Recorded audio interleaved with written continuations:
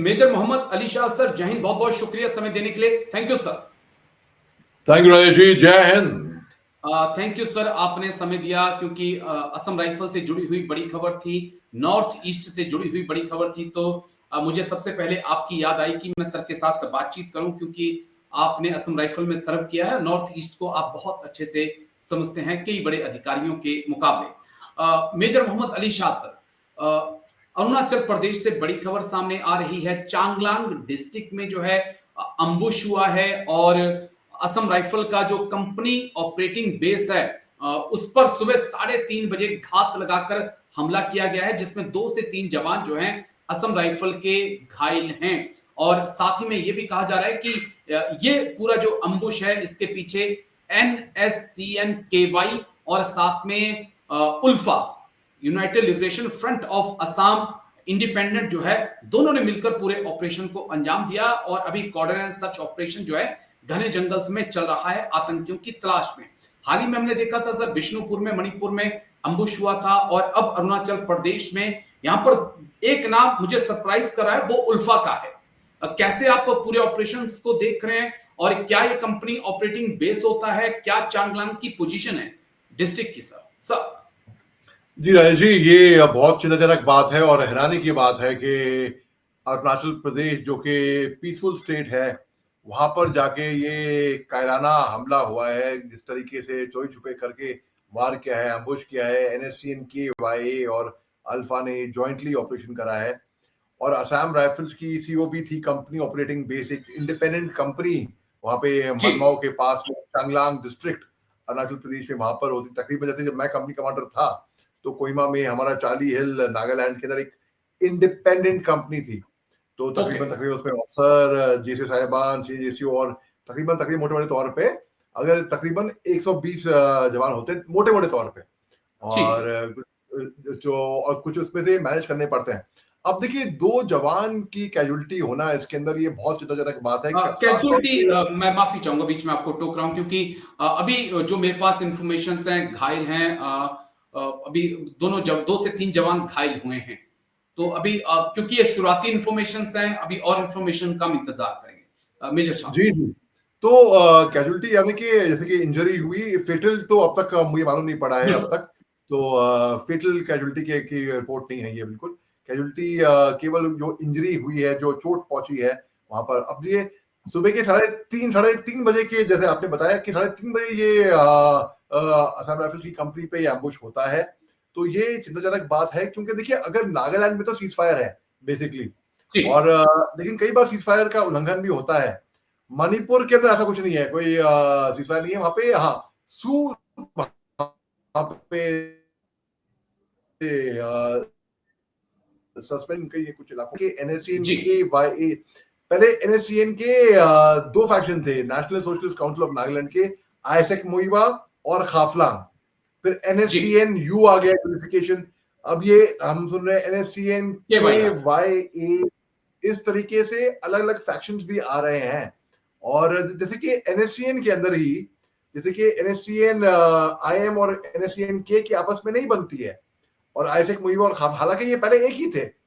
फिर क्योंकि खाफलांग म्यांमार का था, इसी का भाई हमारे लोग पीछे रह जाएंगे, तो ये अलग लेकिन उल्फा का साथ में आना, NSCN-IM का हेडक्वार्टर है, क्योंकि उल्फा के बारे में माना जा रहा था कि अब उल्फा खत्म हो चुका है, लेकिन यहाँ पर उल्फा का नाम आना तो एक नई परेशानी, एक नई चुनौती, आतंकी संगठनों का मिलकर काम करना सर।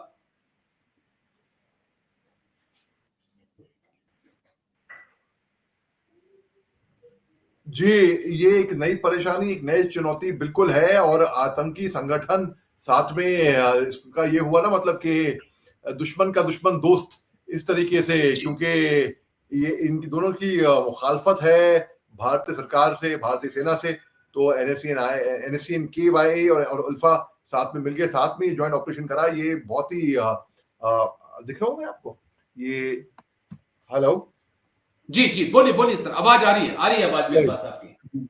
जी, माफ कीजिएगा, ये कोई यहाँ पे कुछ मिला, कोई तकनीकी खराबी होगी। देखिए, ये चिंताजनक बात है, क्योंकि जैसे कि पहले UNLF है मणिपुर में, United nation liberation UN nation liberation Front of Assam, और पीएलए पीपल लिबरेशन आर्मी, तो UNF nation liberation Front of जो है ये, और पीएलए साथ में मिल गई तो बहुत घातक हो जाएंगे।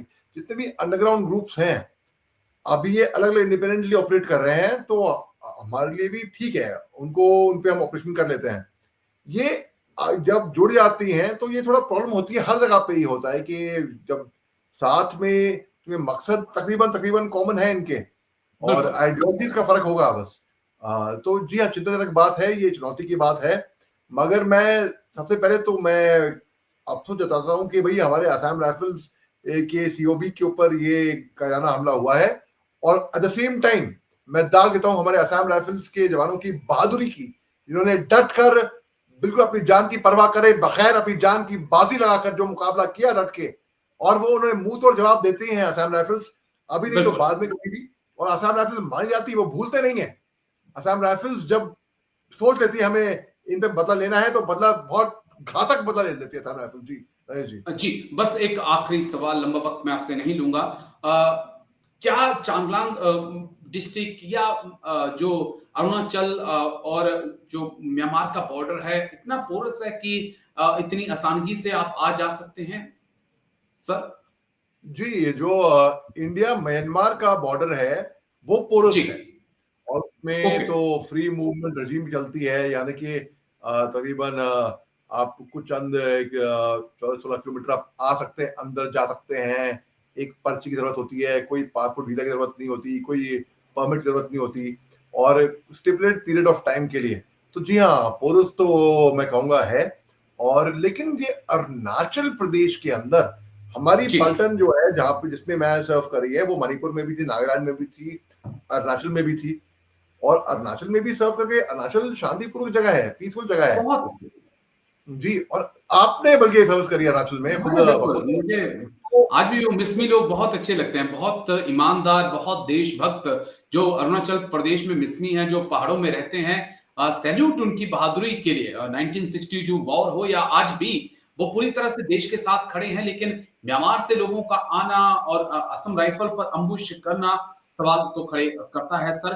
फिलहाल 2 ही घायल जवान हुए हैं, ये हमारे पास खबर अभी तक पुख्ता तौर पे आ पाई है। लेकिन इतना जरूर है कि जिस प्रकार से बिष्णुपुर में हमला किया और फिर भाग गए, असम राइफल खोज कर लाई, वैसे ही चांगलांग में भी अगर आपने हमला किया है, म्यांमार में छुप जाइए, हम आपको वहां से भी पकड़ कर लाएंगे। यही हमारी असम राइफल की खासियत है। लेकिन thank you Major Mohammad Ali Shah sir, thank you. Update पे मेरी नजर बनी रहेगी, कुछ अपडेट आती है सर तो मैं आपके पास लौटता हूँ। थैंक यू सर, जय हिंद, take care sir, thank you. जय हिंद राजेश जी, शुक्रिया। Thank you sir.